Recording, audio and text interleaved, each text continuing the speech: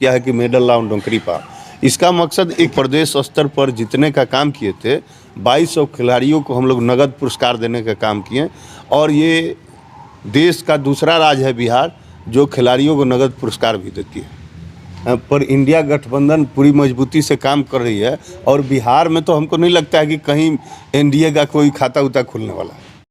नमस्कार और आप देख रहे हैं श्री कृष्णा न्यूज और हमारे साथ खास बातचीत करने के लिए बिहार सरकार के खेल और कला संस्कृति मंत्री जितेंद्र राय जी हैं। सर, पहली बार छपरा की धरती पर अंतर्राष्ट्रीय फुटबॉल महिला का आयोजन किया जा रहा है, इस पर क्या कहेंगे सर? देखिए, पहली बार बिहार में आयोजन हो रहा है। इस बात की शायद आपको जानकारी नहीं होगी कि नेशनल लेवल का फुटबॉल का आयोजन पहली बार बिहार को मौका मिला है और इस तरह के 5 गेम का नेशनल आयोजन बिहार में हो रहा है। तो हम लोग तो लगातार लगे हुए थे कि बिहार भी खेल के क्षेत्र में जाना जाए और लोग जाने कि हाँ भाई बिहार में भी खिलाड़ी हैं और उनमें भी प्रतिभा है। तो आने वाले कई 7-8 महीना में आप देखे होंगे कि बहुत सारे मेडल हमारे खिलाड़ी लाए भी हैं। हम लोग का तो मिशन है कि आने वाला जो ओलंपिक हो उसमें बिहार का खिलाड़ी शामिल हो, तो उस पर भी हम लोग काम कर रहे हैं। आप देखिए, कॉन्क्लेव 2 कराकर हम लोग खेल विशेषज्ञ को यहाँ बुलाए और उनसे सलाह लिए कि कैसे बिहार के खिलाड़ी आगे बढ़े और जो उन्होंने सलाह दिया उसके आधार पर हम लोग लगातार प्रशिक्षण भी दिलवा रहे हैं। हम लोग राष्ट्रीय स्तर के प्रशिक्षक को बुलाने का काम किए और ज़रूरत पड़ा तो हम लोग विदेश से भी प्रशिक्षक बुलाए। तो उसका एकमात्र मकसद है कि जो हमारी प्रतिभा है उसको और कैसे निखारे कि हम मेडल तक पहुंच पाए, तो उस पर हम लोग काम कर रहे हैं। पहली बार सर अंतर्राष्ट्रीय महिला फुटबॉल मैच होगा, उसका आयोजन कहाँ किया जा रहा है सर? उसका आयोजन देखिए, इसमें 25 तारीख से हमारा उद्घाटन होगा और उद्घाटन हमारा राजेंद्र स्टेडियम में होगा और उसके बाद 3 ग्रुप में मैच होगा।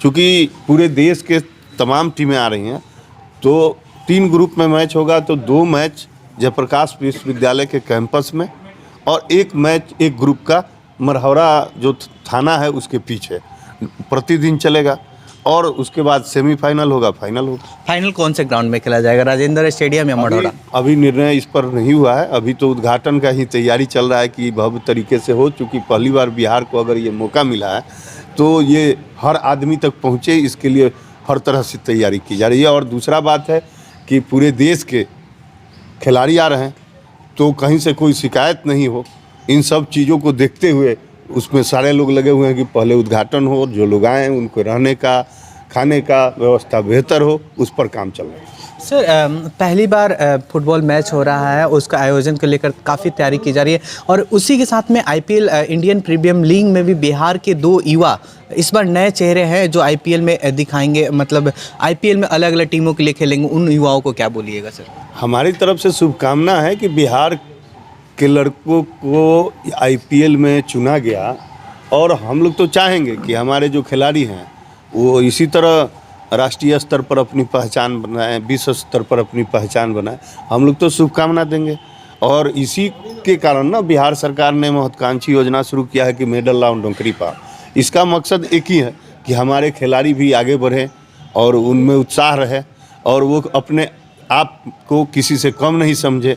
तो इस पर हम लोग काम कर ही रहे। सर, गांव में भी काफ़ी प्रतिभा होती है। अपने बिहार के काफ़ी गांव में बहुत सारे टैलेंट खिलाड़ी छिप जाते हैं और उनको मौका नहीं मिल पाता है, कभी फाइनेंसिंग प्रॉब्लम के कारण या अन्य प्रॉब्लम के लिए। उसलिए बिहार सरकार क्या उसके लिए उन युवाओं के लिए क्या पहल करेंगे आप? देखिए, आपके जानकारी के लिए बता दें, शायद आप नहीं जान रहे इसलिए ये सवाल शुरू किया।